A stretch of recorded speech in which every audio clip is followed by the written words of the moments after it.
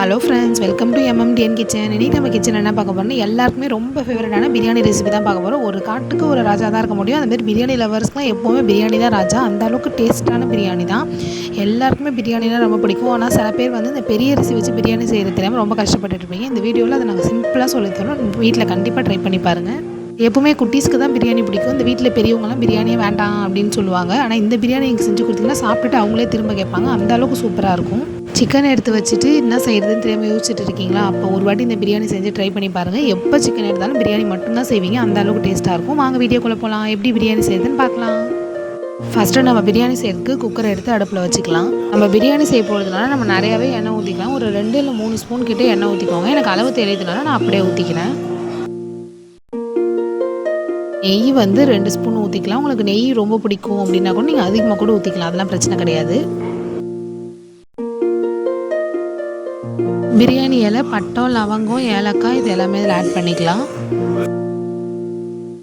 இப்போ நம்ம நீட்டாக கட் பண்ணி வச்சுருந்த பெரிய வெங்காயத்தை இதில் ஆட் பண்ணிக்கலாம். பெரிய வெங்காயம் எத்தனை எடுத்துக்கிட்டா 3 வெங்காயம் எடுத்துக்கிட்டேன்.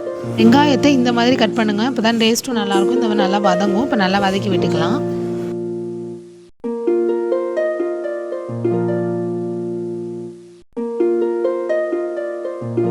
இப்போ எப்போவுமே நம்ம வெங்காயம் ஆட் பண்ண உடனே உப்பு போடுறது நல்லது. டேஸ்ட்டும் கொடுக்கும். அது என்னது நல்லா வதங்கவும் செய்யும். அதனால் வெங்காயம் ஆட் பண்ண உடனே உப்பு போட்டுட்டு நல்லா வதக்கி விட்டுக்கோங்க.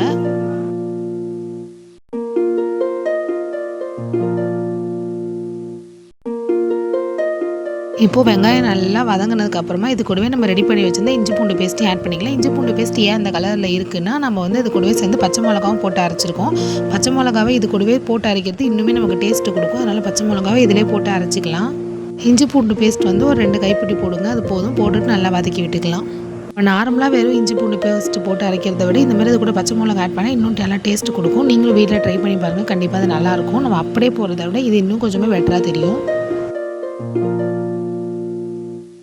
நம்ம ஏற்கனவே இஞ்சி பூண்டு பேஸ்ட்டு கூட பச்சை மிளகா போட்டு அரைச்சிருக்கோம். இருந்தாலும் ஒரு காரத்துக்காக நம்ம ஒரு 4-5 பச்சை மிளகா அதில் ஆட் பண்ணிக்கலாம். பச்சை மிளகாவை ஃபுல்லாக கட் பண்ணுறத விட இதுமாதிரி 4 செட்டு சீவி விட்டுட்டு இப்படி போட்டாலே இன்னும் நல்லாயிருக்கும். இப்படியே போட்டுக்கோங்க. உங்களுக்கு ஓகேனா நீங்கள் இப்படி போடுங்க. நீங்கள் அப்படி கூட ட்ரை பண்ணிக்கலாம். ரெண்டுமே பெஸ்ட்டாக தான் இருக்கும். பச்சை மிளகா போட்டுட்டு நல்லா வதக்கி விட்டுக்கோங்க. இப்போது இது கூடவே கழுவி சுத்தம் பண்ணி வச்சிருந்து புதினாவை ஆட் பண்ணிக்கலாம். புதினாவை தாராளமாகவே ஆட் பண்ணிக்கலாம். அதெல்லாம் ஒன்றும் பிரச்சனை கிடையாது. நிறையா புதினா போட்டாலே நல்லா வாசனையாக டேஸ்ட்டாக இருக்கும். தேவையான அளவுக்கு கைப்பிடி அளவுக்கு புதினா ஆட் பண்ணிக்கோங்க. போட்டுட்டு நல்லா வதக்கி விட்டுக்கோங்க.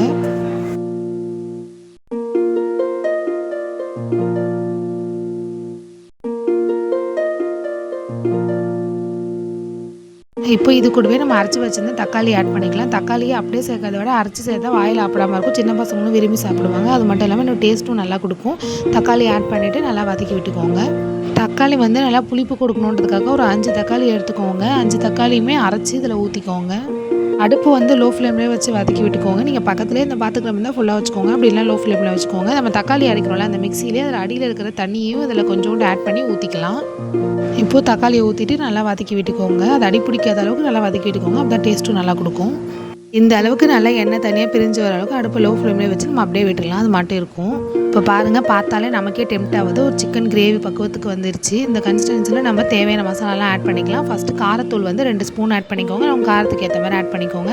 நான் வந்து பேக்கெட்டில் வச்சுருந்தேன். அதை அப்படியே ஆட் பண்ணிக்கிறேன். நெக்ஸ்ட்டு வந்து அதே மாதிரி தான் கரம் மசாலா தூள் நீங்கள் வேணுன்ற அளவுக்கு ஆட் பண்ணிக்கோங்க. அப்படி இல்லைனா 1 இல்லை 1.5 ஸ்பூன் ஆட் பண்ணிக்கோங்க. நான் அதே மாதிரி தான் பேக்கெட்டில் வச்சுருந்தேன். அதை அப்படியே ஆட் பண்ணிக்கிறேன். ஆட் பண்ணிவிட்டு நல்லா கிண்டி விட்டுக்கோங்க.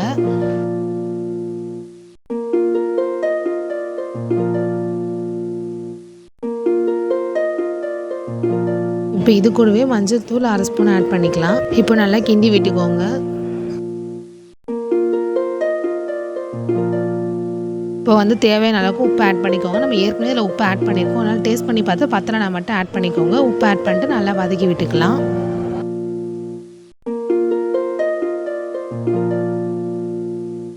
இப்போ நம்ம கழுவி சுத்தம் பண்ணி வச்சிருந்த சிக்கனை இந்த கிரேவியில் ஆட் பண்ணிக்கலாம்.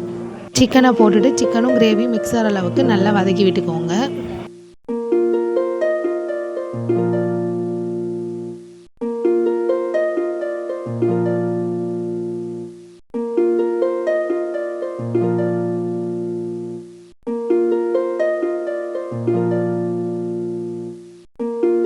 இப்போ பாருங்கள், சிக்கனும் கிரேவியும் நல்லாவே மிக்ஸ் ஆகிடுச்சு.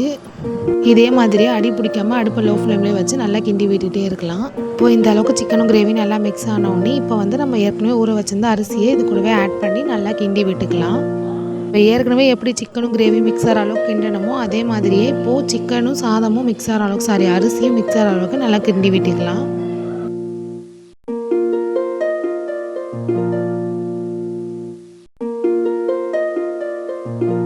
இப்போ வந்து சிக்கனும் அரிசி மிக்ஸ் ஆனோடனே நம்ம தண்ணி ஊற்றிக்கலாம். தண்ணி வந்து சாதா தண்ணி ஊற்றாமல் தேங்காய் தண்ணி ஊற்றினா இன்னுமே டேஸ்ட்டு நல்லா கொடுக்கும். நம்ம 2 கப் அரிசி ஆட் பண்ணால் அதுக்கு வந்து 4 கப் தேங்காய் தண்ணி ஊற்றிக்கலாம். சாதா தண்ணி ஊற்றுறதோட தேங்காய் தண்ணி இன்னுமே நமக்கு டேஸ்ட்டு நல்லா கொடுக்கும். அதுக்காக தான் நம்ம தேங்காய் தண்ணி ஆட் பண்ணுறோம். நீங்களும் தேங்காய் தண்ணி ஆட் பண்ணி செஞ்சு பாருங்கள், நல்லாவே டேஸ்ட்டு கொடுக்கும். இப்போது நல்லா கிண்டி விட்டுக்கலாம்.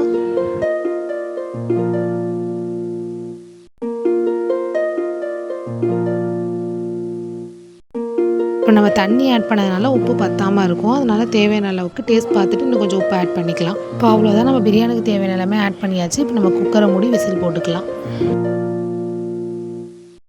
இப்போது குக்கரில் 4 விசில் வந்ததுக்கப்புறமா விசில் எடுத்துகிட்டு ஓப்பன் பண்ணி பார்க்கலாம்.